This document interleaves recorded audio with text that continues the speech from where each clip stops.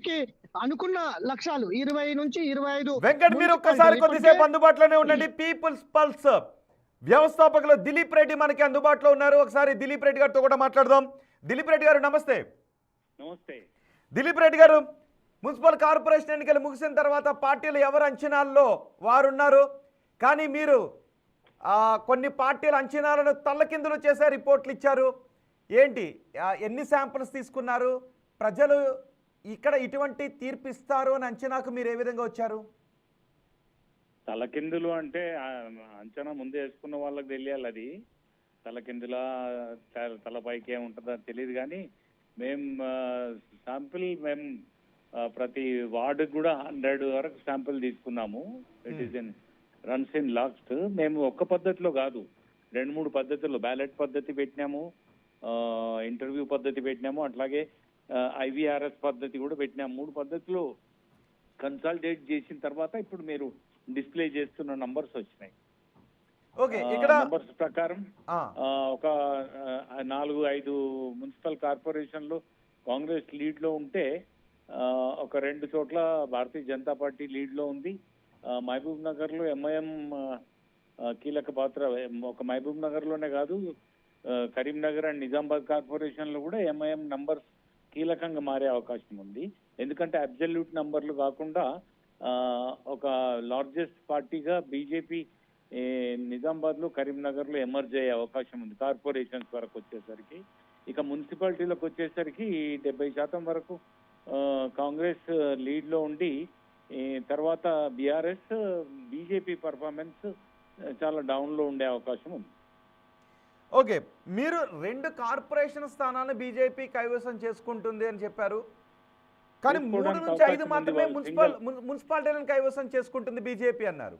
So BJP performance Nizamabad కరీంనగర్లో 2 corporation కైవసం చేసుకుని మున్సిపాలిటీలో మాత్రం ఇంత చతికిలబడిపోవడానికి కారణం ఏంటి?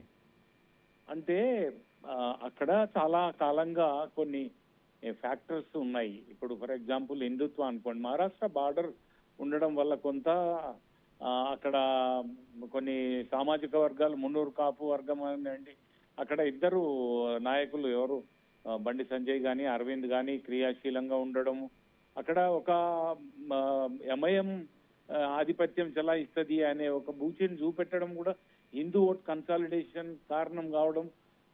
అది 2 ఎలక్షన్స్, ప్రీవియస్ 2 ఎలక్షన్స్, 2019 ఎలక్షన్ కానివ్వండి, 2024 లోక్సభ ఎలక్షన్స్ కానీ కన్సిక్యూటివ్ గా 2 పార్లమెంట్ సీట్లు గెలుచుకున్న స్థానాలు కనుక అక్కడ బీజేపీ అట్లా డామినేట్ చేయడానికి అవకాశం కనిపిస్తుంది.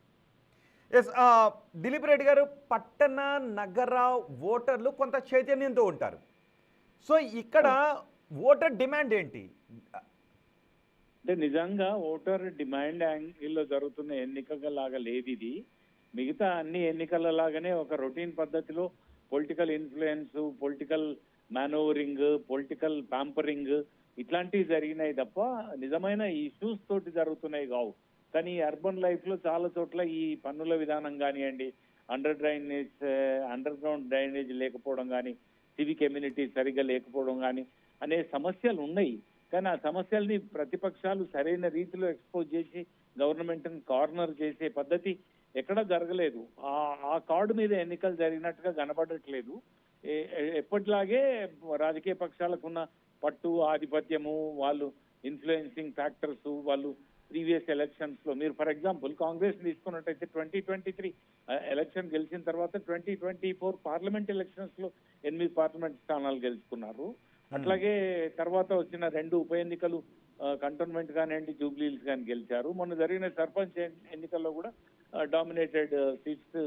ఆ ట్రెండ్ అట్లా తీసుకొస్తున్నారు తప్ప ఇష్యూస్ బేస్డ్ గా వాళ్ళ క్యాంపెయిన్ లో కూడా పబ్లిక్ ఇష్యూస్, సఫరింగ్స్ వాటిని అడ్రస్ చేయడం అనేది neither from ruling party not from opposition అవి ఫోకస్ కాలేవు ప్రధానంగా.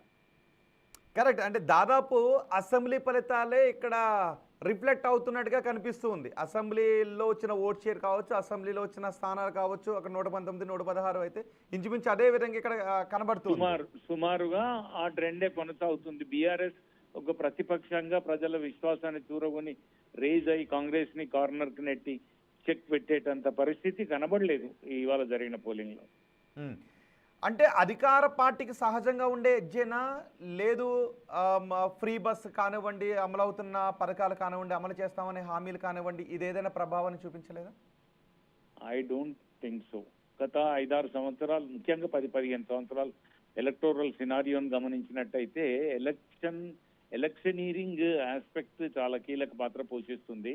ముఖ్యమంత్రి గారు చొరవ తీసుకోవడం, మంత్రులకు బాధ్యత చెప్పడం, మంత్రుల్ని ఆ పార్లమెంట్ నియోజకవర్గం పరిధిలో ఉన్న మున్సిపాలిటీ మీరే బాధ్యులు అనడం, వాళ్ళు స్థిరంగా అక్కడే ఉండి వ్యవహారాలు చక్కదిద్దడం, ఇట్లాంటి చాలా ఫ్యాక్టర్స్ పనిచేస్తున్నాయి తప్ప స్కీమ్లకు ప్రజలు ఆకర్షితులయ్యారనో అట్లా అయితే మాకు కనపడలేదు ఎక్కడ.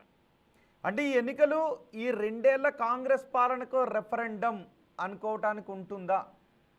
కష్టం, అట్లా అనుకోలేము. ఎందుకంటే అర్బన్ లో కూడా అర్బన్ నేచర్ లోనే ఉండరు ఓటర్లు. ఇప్పుడు 52 లక్షల మంది ఓటర్లు ఈ ఎన్నికల్లో కార్పొరేషన్స్ కానీ మున్సిపాలిటీస్ కానీ, అటు 7 కార్పొరేషన్లు ఇట్లా 116 మున్సిపాలిటీలు అయినా కూడా వాళ్ళు చాలా మళ్ళీ గ్రామీణ రూట్స్ నుంచి వచ్చిన వాళ్ళే ఉంటారు. పట్టణాలలో కూడా పిల్లల చదువుల కోసమో, ఉద్యోగాలు, వ్యాపారమో, రకరకాల కారణాల వల్ల గ్రామీణ నేపథ్యంతో వచ్చిన వాళ్ళే ఉంటారు. అయితే వాళ్ళు జనరల్ ఎలక్షన్ ట్రెండ్స్ దిశలో పోతున్నట్టే తప్ప స్కీమ్స్ ప్రోగ్రామ్స్ కి స్పందించారని, వాటికి ఇది ఆమోద ముద్ర అని చెప్పడానికి అయితే లేదు. ఓకే, కానీ ఓట్ పర్సంటేజ్ కూడా బాగానే నమోదైనట్టుగా ఉంది. అంటే ఓటింగ్ పట్ల ప్రజలు బాగా ఆసక్తిని కనబరిచినట్టు కనిపిస్తుంది పర్సంటేజ్. నేను పరిశీలించలేదు, కానీ ఇటీవలి కాలంలో ఎన్నికల సంఘం చేసే ఎఫర్ట్స్ కానివ్వండి, పొలిటికల్ చైతన్యం కానివ్వండి, media especially proliferation of social media తర్వాత ఓట్ కాన్షియస్నెస్ జనాల్లో పెరిగింది. అర్బన్ లో మరీ అధ్వానంగా ఉండేది ఇంతకు ముందు, కానీ అర్బన్ లో కూడా చైతన్యం పెరుగుతూ ఉంది. అదే రిఫ్లెక్ట్ అయి ఉంటుంది పర్సంటేజ్ ఆఫ్ పోల్లో కూడా. రైట్.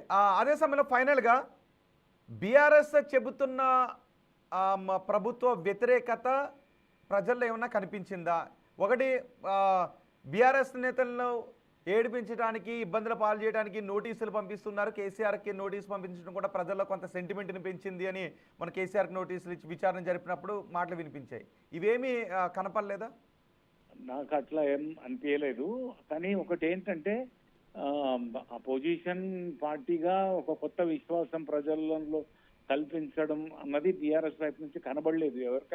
ఎక్కడికక్కడ స్థానికంగా బీఆర్ఎస్ లోకల్ లీడర్షిప్ ఇనిషియేట్ తీసుకోవడం వల్లనే తప్ప, ఒక మెదక్ జిల్లాలో అరుసువేల్ మెదక్ జిల్లా ఉంది కదా, పాత మెదక్ జిల్లా, పూర్వపు మెదక్ జిల్లా, దాంట్లో చాలా మున్సిపాలిటీస్లలో ఇంక్లూడింగ్ మెదక్ టౌన్ హరీష్ రావు కొంచెం చొరవ తీసుకొని బాగా క్యాంపెయిన్ చేయడం, కేటీఆర్ సిరిసిల్ల కానీ వేములవాడ కానీ అట్లా కొన్ని చోట్ల వీళ్ళు శ్రద్ధ చూపించిన చోట కనిపించింది. కానీ కేసీఆర్ కూడా అంత పెద్ద శ్రద్ధ పెట్టి గట్టి మెసేజ్ పంపి క్యాంపెయిన్ చాలా సమయం తీసుకొని క్యాంపెయిన్ చేసినట్టు అనిపించలేదు. కనుక ప్రభుత్వ వ్యతిరేకతన అని చెప్పడానికి సైన్స్ అయితే కనబడలేదు.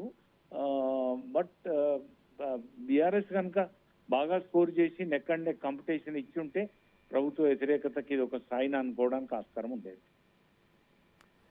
Thank you very much Dilip Reddy garu. Big TV కోసం చాలా సమయాన్ని కేటాయించి మీరు చేసిన సర్వేకి సంబంధించిన వివరాలు పంచుకున్నందుకు. మొత్తానికి ఈ మున్సిపల్ కార్పొరేషన్ ఎన్నికల్లో కాంగ్రెస్ తమ హవాను కొనసాగిస్తోందని చెప్తున్నారు. దానికి రకరకాల